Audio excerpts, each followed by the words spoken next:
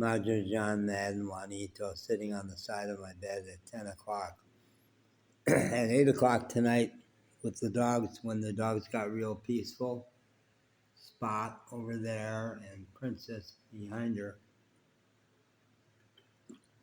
after a day that was loaded with tricky sibling relationships and conflicts and woofing at each other, and Spot trying to make sure that Negro, our dog who's here half the time, couldn't eat out of any of the 3 bowls that were out. I thought I was going to go to bed at 8, but I've been processing stuff for 2 hours. And I do have a cold, and I've talked a lot. I've made a lot of videos today. So we'll see how my throat holds up. I've got so many ideas swirling around in my head. I've always been a thinker and a philosopher and someone who tries to understand what's going on, and I've exposed myself to so many different personal growth paths and spiritual paths. And when I shifted from psychotherapy to organizational consulting, the challenge was to look at the whole system. And I've been big picture anyway. I tend to go for what's the whole picture. I'm not great with details. So these tricky sibling relationships have got me looking at all the different sibling relationships in my life, my blended family when my mom remarried. The last video I teed up the tricky dynamics between my dog Magic, the love of my life, dog-wise, most awesome dog I've ever known. But then we also adopted another wonderful dog because he fell in love with me and fell in love with Magic. And when we left the mechanical compound where we had been for 13 days, Bear followed us. Traffic moving 60 miles an hour. Bear chased us down the road. And it was breaking my heart to leave him behind because he was clearly the best of the 7-dog pack there. And we had both gotten close to him. I was only going a quarter mile to a spot I had picked out to park. My car was finally ready to drive after 13 days. So when Bear rolled in, I said, "Good work, champ. You're on the team." I talk a lot about non-monogamy. I talk a lot about the broken family structure in the U.S., little nuclear homes and with their little one-on-one relationships trying to make a go of it, as opposed to Mexico where people sit in such a web of family, aunts, uncles, brothers, sisters. It's not just 2 parents trying to provide for however many kids. And I'm a creature of community. Back in Asheville, North Carolina, where I lived for 16 years, I had my church community, which was very rich and vibrant. I had my ecstatic dance community that was really super. And I had my work community. I worked in a store, Earth Fair, that was like the heart of an extremely thoughtful and progressive and full of so many creative people, Asheville. And Earth Fair was where they went. Earth Fair was the place that you would meet. So I left all that. All those 3 imploded at the same time, pretty much. The church community did a big reaction and fired their wonderful new minister, who I adored, because she was too real. She had never been a genuine minister. She had been a music minister. And she wasn't playing the ministerial persona, which the old guy did. She was too real about her sexuality, too real about her anger. They couldn't handle it, and they fired her. So it did implode. The Earth Fair community got bought out by a hedge fund and then ruthlessly shut down when they couldn't get a profit selling it. They just shut down all 49 stores.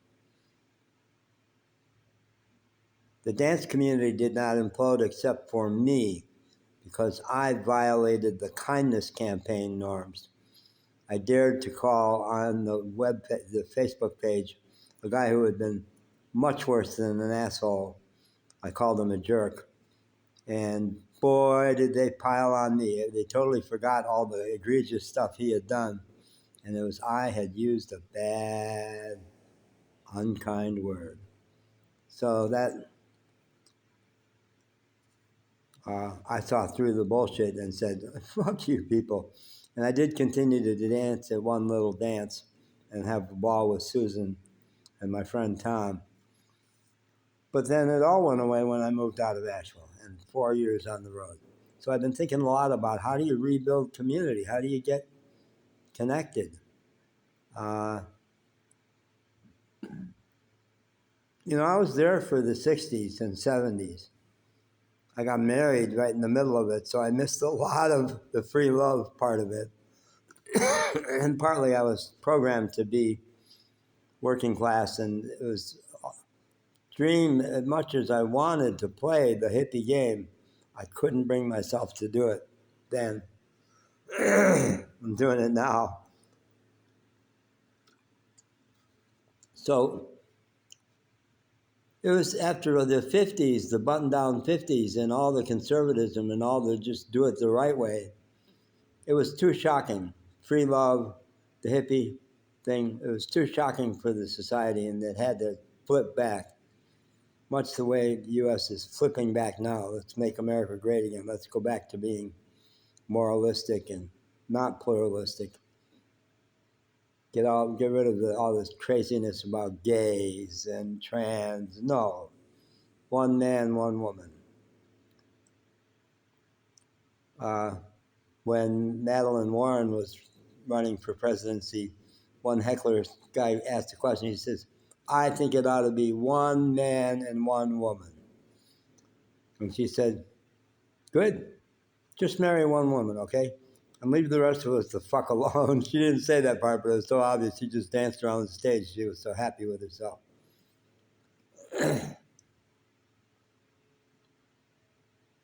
One Bill Maher show, Dr. Phil was on there, and a question got thrown to him, well, what about thruples, three-way relationships?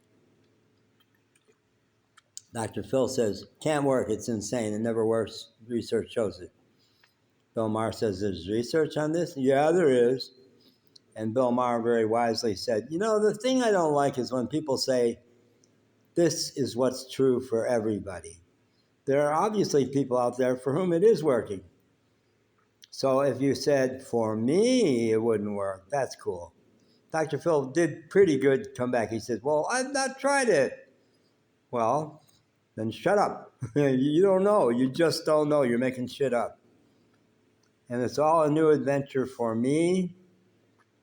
But I do believe that I never was meant to be monogamous. What ruined my most disastrous relationships were ones where we tried to follow the romantic dream that had been sold to us by Madison Avenue. My best relationships were ones where we just knew from the start that we weren't meant to be forever. We weren't seeing other people, but we weren't trying to hammer this person into being our one and only, because we knew, either because they were just too newly out of a divorce, or we just were too different in age, or too different in whatever. We just knew not to try to make it be the one and only, and they flourished. So what if, and okay, the other part of it is, I spent 5 years in the Catholic seminary. Crazy of the Catholic Church to expect people to be celibate. They're not saints. Those are my classmates. I knew those guys. They were regular working class guys looking for a good job. They're not made for celibacy. No wonder it leaks out in all kinds of crazy ways. I can't think of another religion that asks their ministers to be celibate, or that asks them to be all men. How crazy is that? But the idea that the past, I think in some crazy way they were saying, well, if you don't have a primary relationship, then you're available to everybody. And that's kind of been true for me, that I've always, since the seminary, thought of my work as pastoral. When I worked at AT&T, the largest company in the world, 300,000 people, I used to say that they were my flock. that I thought of those 300,000 people as the people I was trying to serve. And I am that way. So what if our orientation, what if at least some of us, our orientation was, Stephen Still said it, love the one you're with. Approach each relationship saying, not, well, I can't be too close to you because I got honey at home. What if in each relationship it was, well, let's find the most loving way to be present with each other and see what that looks like, and it may take some exploration. Sometimes I've gotten it all wrong. When Beth kind of seduced me to follow her to the hills outside of Asheville, North Carolina, with 2 amazing hugs at Earth Fair, and she said, I knew when I gave you that second hug you'd have to come. But neither of us knew what she wanted from me. And it took some real exploration to realize I was her dad's age. She was trying to break away from him, and he would not let her have boundaries at all. So she unconsciously brought me there so she could practice boundaries with me. It was a little frustrating when I was getting wildly mixed messages, but once I got it, yeah, she needs to be able to succeed at saying no to a man. Well, good, let's do that. I don't mind doing that. Whatever role I'm meant to be in your life, I want to play it. And then when I got that, it was fun. It was fun. So what if we approached each relationship as, ooh, can I turn them into my dreamboat? Instead of that, we went, who are they? Who are they? I want to find out who they are. Ramana Maharshi, the teacher that's influenced me the most in the last 20 years, he'd say that. Who are you? Don't ask how to be more spiritual. Ask who you are. Get curious about that. And since I had my big wake-up call 5 years ago and dropped 30 years of psychiatric oppression in an instant, realized I'd never been bipolar. I just was very high energy. And I've been happy for 5 years. I went from 30 years of ashamed of myself, not wanting to see my old friends. Now I'm just, for 5 years, I'm so fascinated about how has life been creating me to be this person. And look at all the people who have supported me, challenged me, pushed me to get bigger. Wow. Who is life trying to turn me into being? And I think that's a question that could be good for all of us. Who am I really? I mean, part of it is I'm one with everything. That's all of us have that, and we need to get that. But the other part is uniquely, I've got my own soul's journey. And what does that look like? What's next? And life can deliver us some doozies of difficult experiences. But if you get it, that, well, I interviewed this woman artist here in Acoma a couple months ago who had an extraordinarily traumatic growing up years. But with some support from me to tell her story, she was able to say, yeah, but it's all been bliss or lessons. And when you're starting to get depressed, how am I meant to change now? What is life trying to, it's trying to get me to get out of this little egg and become bigger? What does that look like? How exciting is that, huh? If you really thought about that, rather than how do I get the right car, the right house, the right person, and then I'll be happy. It doesn't work. It does not work. No, you can be content. You can be comfortable. That sucks.